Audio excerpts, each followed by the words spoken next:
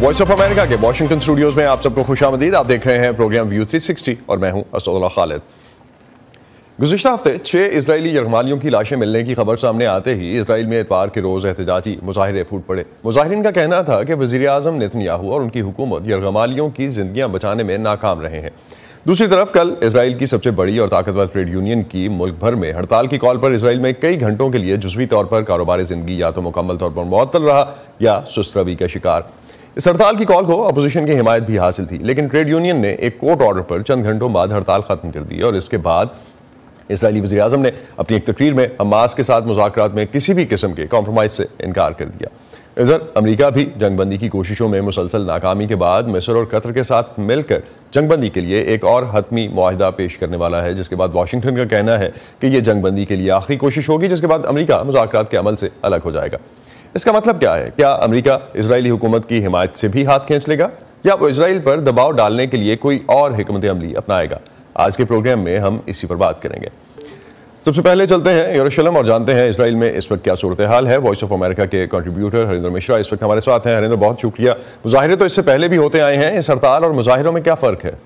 देखिए, इस बार का जो मुजाहरा हुआ वो अभी तक का सबसे बड़ा मुजाहरा था। तेल अवीव शहर में अकेले वहां पर 3 लाख मुजाहिरीन जो हैं वो सड़कों पर उतर आए और इसके अलावा कहा जा रहा है कि तकरीबन 5 लाख लोग जो हैं वो एहतजाज करते हुए नजर आए। और तमाम शहरों में, यहाँ पर इसराइल का कोई ऐसा शहर नहीं है जहाँ पर कि मुजाहिरीनों को सड़कों पर नहीं देखा गया।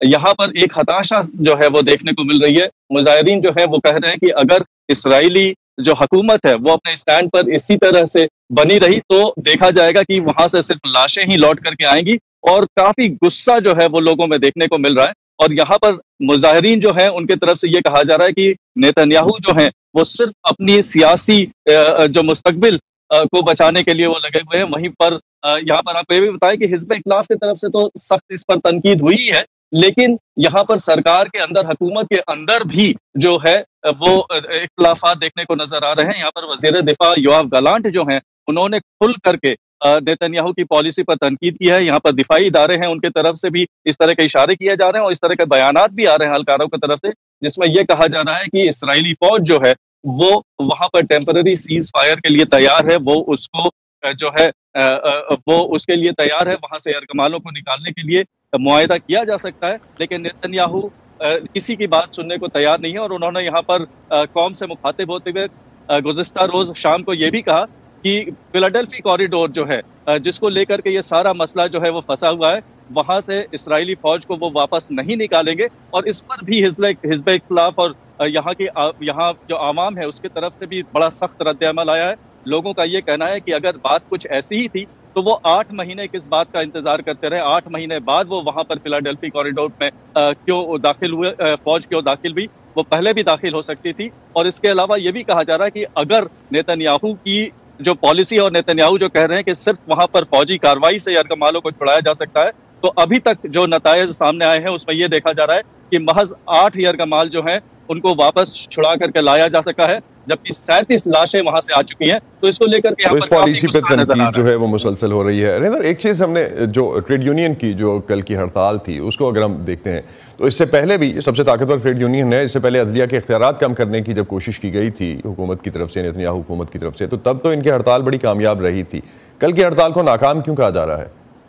देखिए, कल जो हड़ताल यहाँ पर देखने को मिला उसमें उसे नाकाम तो नहीं कर सकता, क्योंकि मैं कई जगहों पर गया, कई सारे यहाँ पर ऑफिसेज और सारे दफ्तरों का एक तरह से चक्कर लगाता रहा और देखने को जो मुझे मिला, ज्यादातर जो दफ्तर हैं वो बिल्कुल वहां पर वर्क सस्पेंडेड था। वहां लोग, बहुत कम लोग दिखाई दे रहे थे। हालांकि ये बात सही है कि नेतन्याहू के जो सपोर्टर्स हैं वो या फिर यहाँ पर जो राइट विंग पार्टीज के जो सपोर्टर हैं, उन तंजीमों के जो हिमायती हैं, उन्हें देखने को मिला, वो नजर आए। और उनका ये कहना था कि अगर हड़ताल कामयाब होता है तो हमास जो है वो एम्बोल्डेंड होगा।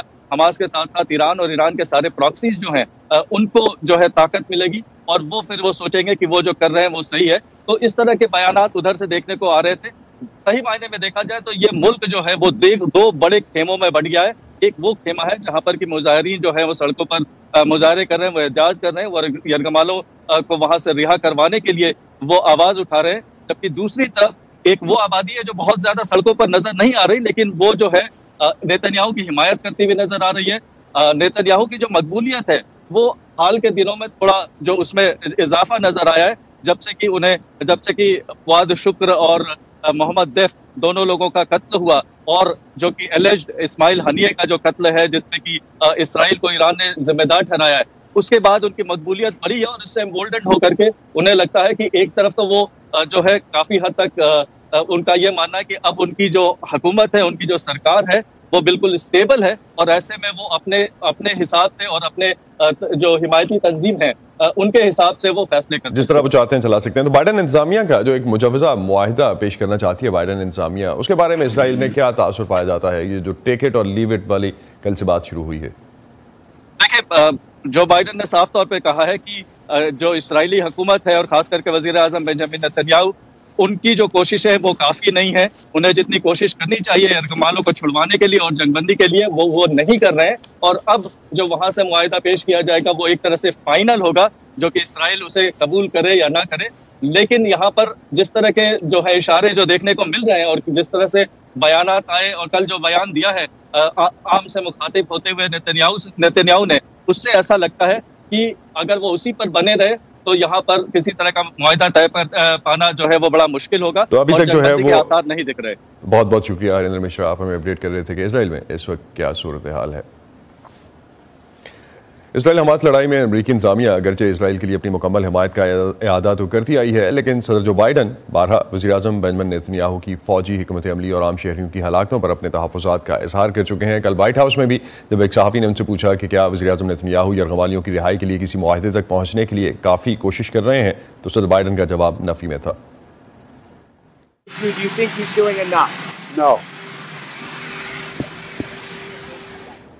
دوسری طرف پولیو کے خطرات جو ہیں وہ بڑھ رہے ہیں، اور فلاحی تنظیمیں جو ہیں ان کے عہدیداروں کا کہنا ہے کہ اسرائیل نے غزہ میں بچوں کو بڑے پیمانے پر پولیو کے قطرے پلانے کی مہم کے لیے لڑائی میں اب کچھ وقفہ کرنے پر آمادگی ظاہر کی ہے۔ غزہ کے محاصرہ شدہ علاقے میں پولیو جیسے خطرناک متعدی وائرس کا دوبارہ سر اٹھانا ایک تشویشناک پیش رفت ہے، جہاں 10 ماہ سے زائد عرصے کی اس جنگ سے شہری انفراسٹرکچر مکمل طور پر تباہ ہو چکا ہے۔ عالمی ادارہ صحت کے ایک اہلکار نے صحافیوں کو بتایا کہ شہریوں کے تحفظ کے لیے لڑائی میں 9 گھنٹے کا وقفہ اتوار کو شروع ہوا، جو 3 دن تک جاری رہے گا، جس کا مقصد 10 سال سے کم عمر کے تقریباً 6,40,000 بچوں کو ویکسین دینا ہے۔ پولیو کے قطروں پر مبنی ویکسین کی 12 لاکھ سے زیادہ خوراکیں غزہ پہنچائی جا چکی ہیں، اور مزید 4 لاکھ وہاں پہنچنے والی ہیں۔ میں یہ نہیں کہوں گا کہ یہ مثالی پیش رفت ہے، لیکن یہ آگے بڑھنے کا ایک قابل عمل راستہ ہے۔ کچھ نہ کرنا واقعی برا ہوگا، ہمیں غزہ میں اور غزہ کے باہر اسے پھیلنے سے روکنا ہوگا۔ انہوں نے کہا کہ ٹیمیں وسطی غزہ سے شروع کریں گی، اور اگر مزید وقت درکار ہوا تو 3 دن کے بعد جائزہ لیا جائے گا، جس کے بعد ٹیمیں جنوب اور آخر کار شمال کی طرف بڑھیں گی۔ ہر علاقے میں 3 سے 5 دن لگنے کی توقع ہے۔ محاصرہ شدہ علاقے میں 25 سالوں میں پولیو کا پہلا کیس گزشتہ ماہ سامنے آیا۔ پولیو سے متاثر بچے کا نام عبد الرحمان ہے۔ وہ کھڑا ہونے یا گھٹنوں کے بل چلنے کے قابل نہیں ہے جیسا کہ وہ پہلے کرتا تھا۔ میرا بیٹا گھٹنوں کے بل ہر طرف چلتا پھرتا تھا، اس کی عمر اب تقریباً 1 سال ہے، اور بنیادی طور پر تمام بچوں کو 1 سال کی عمر میں چلنا چاہیے، لیکن عبد الرحمان ایسا نہیں کر سکتا۔ وہ چلتا تھا، گھٹنوں کے بل چلتا تھا، لیکن اب نہیں۔ وہ ان کا اکلوتا بیٹا ہے۔ پولیو بچوں میں نہ ٹھیک ہونے والے فالج کا سبب بن سکتا ہے، اور یہ ایک شخص سے دوسرے شخص میں پھیلتا ہے، خاص طور پر فضلے اور آلودہ خوراک اور پانی کے ذریعے پھیلتا ہے، اور اس مسئلے کی وجہ غزہ میں پانی، نکاسی آب اور صفائی کے نظام کا تباہ و برباد ہونا ہے۔ ویکسینیشن کے ذریعے وائرس کو آسانی سے روکا جاتا ہے۔ اقوام متحدہ میں اسرائیل کے سفیر ڈینی ڈینن نے بدھ کو وائس آف امریکہ کو بتایا کہ ان کا ملک غزہ میں ویکسین کی فراہمی کے لیے ہر پروگرام کی حمایت کرے گا۔ وائس آف امریکہ نے وائٹ ہاؤس سے استفسار کیا کہ بائیڈن انتظامیہ انسانی ہمدردی کی بنیاد پر لڑائی میں وقفے کے لیے کس طرح کی کوشش کر رہی ہے۔ حکام نے بتایا کہ وہ انتہائی فکر مند ہیں اور اقوام متحدہ کی زیر قیادت کوششوں میں مدد کے لیے سب کچھ کرنے کا عزم رکھتے ہیں، اور اقوام متحدہ کے فلاحی امور اور ہنگامی امداد کے ادارے کی ایک اعلیٰ اہلکار نے صورتحال کی سنگینی پر زور دیا ہے۔ It forces us to ask. یہ ہمیں سوال کرنے پر مجبور کرتا ہے کہ ہماری بنیادی انسانیت کہاں کھو گئی ہے۔ ایسے میں جب جنگ بندی کے مذاکرات مہینوں سے یہ کہتے ہوئے جاری ہیں کہ ناقابل قبول ہے، اس تلخ تنازع میں ویکسینیشن کی مہم ایک غیر معمولی نکتہ ہے جس پر اتفاق ہوا ہے۔ انیتا پاول کے ساتھ Saba Shah Khan, voice of America. Biden انتظامیہ آئندہ ہفتوں میں غزہ میں جنگ بندی کے لیے ایک حتمی سمجھوتا پیش کرے گی، اور اگر دونوں فریق اسے بھی منظور نہیں کرتے تو امریکہ کی قیادت میں ہونے والے ان مذاکرات کا سلسلہ ختم ہو سکتا ہے۔ امریکی ذرائع ابلاغ کی رپورٹس کے مطابق ایک سرکاری عہدیدار نے اس ممکنہ معاہدے کے بارے میں مصر اور قطر سے بھی بات کی ہے۔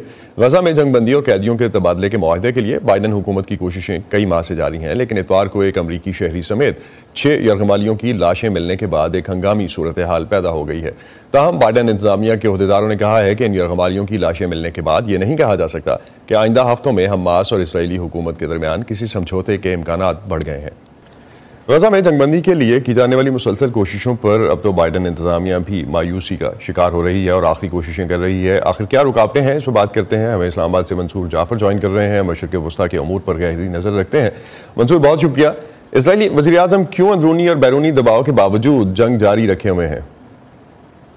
جی دیکھیں، جو اعلانیہ مقاصد انہوں نے ڈکلیئر کیے تھے جنگ کے داخلے کے وقت، اس وقت تک ان تینوں مقصدوں میں سے کوئی بھی مقصد جو ہے وہ نیتن یاہو حاصل نہیں کر سکے، اور اس کے بعد ایک فرسٹریشن کی کیفیت ان کے اندر پائی جا رہی ہے، اور اس فرسٹریشن کے اندر جو ہے اس وقت اس حد تک یعنی اضافہ ہو چکا ہے کہ وہ یعنی جو عالمی اس وقت رد عمل ہے اس کو بھی اپنے خاطر میں نہیں لا رہے۔ یہی وجہ ہے کہ ان کے بڑے ہی قریبی اتحادی برطانیہ تک نے اسرائیل کے اندر جو اسلحہ سپلائی کے حوالے سے 350 لائسنسز تھے، اس میں سے 30 ایسے لائسنس کے جن کے بارے میں خدشہ ظاہر کیا جا رہا تھا کہ اسرائیل شاید انہیں جو عالمی جنگی قوانین ہیں اس کے برخلاف، ان اصولوں کے برخلاف جو ہے وہ استعمال کر سکتا ہے، اور ایسی صورت میں جو اس وقت تنقید جاری ہے اس کا ہدف بن سکتا ہے۔ اگرچہ برطانیہ نے اس بات کا بھی اعادہ کیا ہے کہ اسے اسرائیل کا تحفظ بھی عزیز ہے، اور وہ اس لحاظ سے جو F-35 کے جو پرزہ جات ہیں وہ اس کی فراہمی جاری رکھے گا، لیکن جو اس وقت مقاصد انہوں نے ڈکلیئر کیے تھے یعنی حماس کا خاتمہ، وہ نہیں ہو سکا۔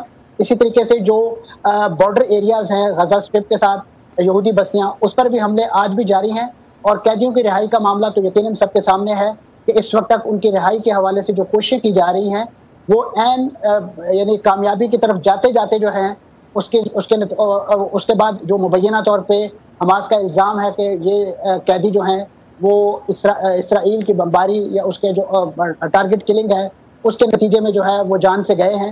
یہی وجہ ہے کہ معاہدہ ایک لحاظ سے پھر کٹائی کی طرف جا رہا ہے، لیکن اس وقت میں سمجھتا ہوں کہ جو عالمی کوششیں ہو رہی ہیں وہ یقیناً اپنی جگہ قابل تحسین ہے، اور بالخصوص امریکہ کا اس معاملے میں اس وقت بہت زیادہ انٹرسٹ لینا، اس حد تک کہ کل جو بائیڈن صاحب نے اپنی عام مصروفیات کو تج کے اپنے عام شیڈیول کو ایک سائڈ پہ رکھتے ہوئے ان لوگوں سے ملاقات کرنے کا فیصلہ کیا کہ جو اس یرغمالی ایشو کے حوالے سے اسٹیک ہولڈر ہیں، اور اسی طریقے سے جو ابھی مستقبل کی جو امیدوار ہیں صدارتی امیدوار کیملا ہیرس، وہ بھی ملاقات کرنے جا رہی ہیں۔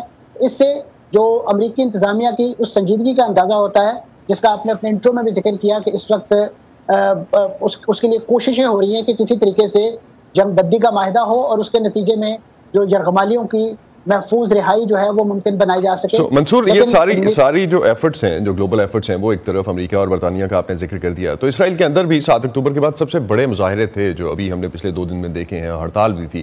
اسرائیل کی حکومت اس کو بھی سیریس لے رہی ہے، کیا اس کا اثر پڑ رہا ہے اس پہ کوئی؟ جی یقیناً اس وقت جو ایک کولیشن گورنمنٹ اسرائیل کے اندر ہے وہ سیاسی اعتبار سے کوئی بہت زیادہ اسٹرانگ نہیں سمجھی جاتی۔ ماضی میں بھی اسی نوعیت کا ایک ایفرٹ ہوئی تھی کہ جس میں جو اپوزیشن لیڈر ہیں یار لیپڈ، انہوں نے آفر کی تھی کہ آپ جنگ بندی کا معاہدہ کریں، ہم آپ کی حکومت کو ڈی سیٹ ہونے سے بچانے کے لیے ہر طرح کا تعاون کرنے کے لیے تیار ہیں۔ لیکن کیونکہ نیتن یاہو صاحب جو ہیں وہ اس وقت اسرائیل کے اندر انتہا پسند جو یہودیوں کا ایک گروپ ہے جن کی قیادت سموٹرچ اور اسی طریقے سے ایتمار بن گویر جیسے اسرائیلی کابینہ میں شامل وزراء کرتے ہیں، ان کے ہاتھوں لٹرلی یرغمال بنے ہوئے ہیں۔ اور وہ تو کیا ہم یہ کہہ سکتے ہیں کہ ملک کی جو داخلی سیاست ہے اس کی وجہ سے اسرائیل اس جنگ کو جاری رکھے ہوئے ہیں؟ یقیناً اس میں نیتن یاہو صاحب کا اپنا پرسنل جو پولیٹیکل سٹیک ہے وہ بھی موجود ہے، اور اسی طریقے سے جو وہاں پہ انتہا پسند الٹرا رائٹس قسم کے جو وزراء ہیں ان کا جو انٹرسٹ ہے۔ اور یہی دیکھیے کہ اب آپ اس کے آگ کے شعلے جو ہیں وہ غزہ سے غرب اردن کی طرف لپک رہے ہیں، اور وہاں پہ ایک وہی کیفیت جس کو منی غزہ کا نام دیا جا رہا ہے وہ پیدا ہوتی جا رہی ہے۔ اور جس کے بعد میں سمجھتا ہوں جو انٹرنیشنل ڈپلومیسی جس میں وہ ممالک کے جو ہمیں ماضی میں تھوڑے سے ٹیسٹ ان کی خاموشی نظر آئی، اب سعودی عرب جو ہے وہ بھی جمپ ان کر رہا ہے، مصر جو ہے وہ بھی اس معاملے میں بہت زیادہ ہیکٹک ایفرٹ جو ہے وہ کیے جا رہے ہیں. لاسٹ پہ میں صرف ایک چیز کوئکلی جاننا چاہوں گا. امریکہ کی جو کوششوں کی ہم بات کر رہے ہیں, تو جنگ بندی کی کوششوں سے اگر امریکہ باہر آتا ہے تو پھر مشرق وسطیٰ کا مستقبل کیا بنتا ہے؟ دیکھیں جی, میں سمجھتا ہوں کہ جنگ بندی کی کوششیں امریکہ کے لیے بھی بہت ہی امپورٹنٹ ہے, اور خاص طور پہ جس انتخابات کے تھریش ہولڈ پہ مرحلے پہ اس وقت امریکہ کھڑا ہے, وہ اس پورے قضیے کو اس طریقے سے ان اٹینڈڈ نہیں چھوڑ سکتا, اور انہیں اپنے ووٹرز کو, خاص طور پہ جو اس وقت حکومت موجود ہے یا ان کے جو سیاسی مخالفین موجود ہیں, انہیں کسی نہ کسی طریقے سے اپنے ووٹرز کو قائل اور مائل کرنے کے لیے کوئی نہ کوئی نتیجہ جو ہے, چاہے وہ جنگ بندی کی صورت میں ہو, قیدیوں کی رہائی کی صورت میں ہو, وہ ان کے سامنے ٹیبل کرنا پڑے گا.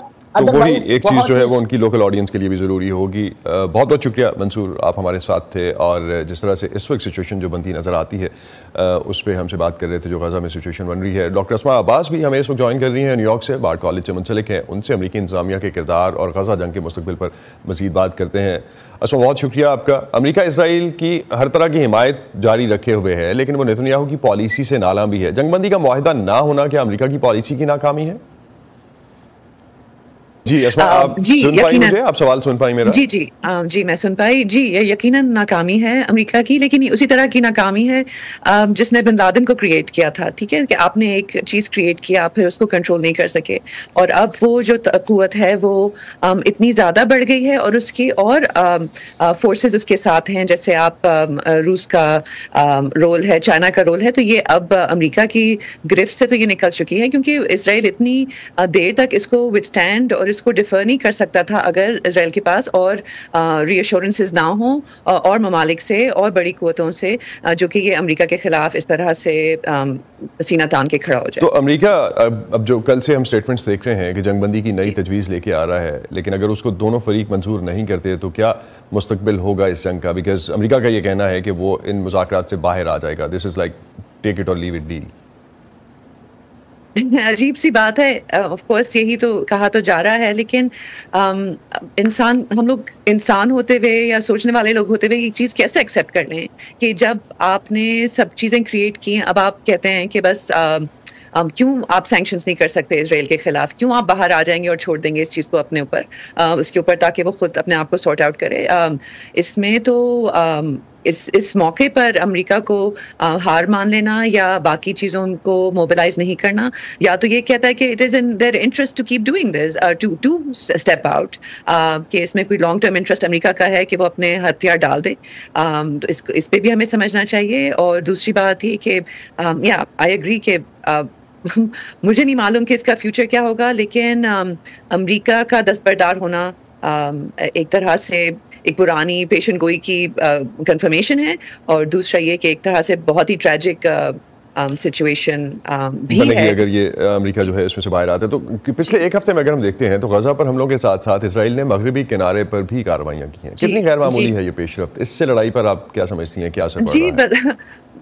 ہم نے جب لاسٹ ویک پچھلے ہفتے بات کی تھی تو اس میں یہ ہم نے کہا تھا کہ اس کے چیزیں آگے اچھی نظر نہیں آ رہی, کہ اس میں بجائے اس کے کہ برج پروپوزل کی طرف ہم جائیں, ہم بالکل ہی اس کو وائلیٹ کر کے ہم آگے بڑھ رہے ہیں. تو اس میں اگر یہ دیکھا جائے کہ اسرائیل تو صاف کہہ رہا ہے کہ اس کو کوئی سیز فائر نہیں منظور, اس کو صرف فلسطین چاہیے.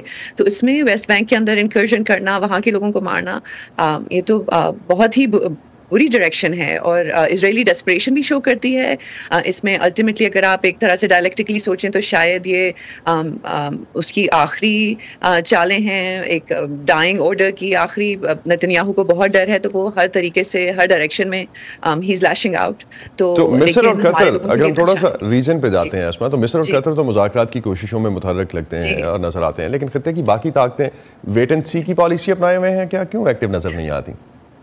ویٹ اینڈ سی تو آپ کیا کہیں گے Asad, wait and see what, wait for what, کیونکہ یہ صورتحال ہی نہ ہوتی اگر باقی خطے کی طاقتیں جو ہیں وہ اپنے آپ کو بیچنا چکی ہوتی. جو میں جتنا بھی عرصہ میں نے ریسنٹلی وہاں گزارا ہے اس علاقے میں, تو جو بھی اسرائیلی نارملائزیشن ٹیکٹکس ہیں جو پچھلے اکارڈس کے بعد, ابراہیم اکارڈس کے بعد, اس نے تو ساری قوتوں کو بالکل ہی امپورٹنٹ کر دیا ہے, بالکل ان کی اپنی تو قوت رہی نہیں. اور ہم میں سے جو سمجھتے تھے کہ لوگ لوگوں کی جو قوت ہے وہ اتھارٹیرین گورنمنٹس کو کنونس کر لے گی. ہم یہ بھول گئے تھے کہ وہ اتھارٹیرین گورنمنٹس ہیں, ان کو بھی کوئی اپنے لوگوں کی پرواہ نہیں ہے, کہ اپنے لوگوں کی عوام کی اوپینین کی کوئی پرواہ نہیں ہے. تو یہ سب قوتیں اس لیے بیٹھی ہیں کیونکہ ان کو اس کا ریوارڈ مل رہا ہے کسی نہ کسی سے, چاہے وہ اسرائیل سے مل رہا ہے, چاہے وہ امریکہ سے مل رہا ہے, چاہے وہ روس اور چائنا سے مل رہا ہے. یہ بہت ضروری ہے سوچنا کہ ہم صرف امریکا کو نہ دیکھیں, لیکن جو بڑی اور قوتیں جو گیمز ہو رہے ہیں جس میں انڈیا بھی شامل ہے, جہاں پہ اسرائیلی چیزیں بن رہی ہیں, موراکو کے اندر اسرائیلی وار ہیڈز اور پلینز بن رہے ہیں, انڈیا سپلائنگ سو مچ. تو یہ تو بہت اس پرانی طاقتیں جو ہیں وہ آلریڈی ان کے اپنے انٹرسٹ انوالو ہیں. اسما بہت شکریہ آپ کا. ناظرین اسی پہ ختم کرتے ہیں آج کا ویو 360. اسد اللہ خالد کو اجازت دیجیے. خدا حافظ.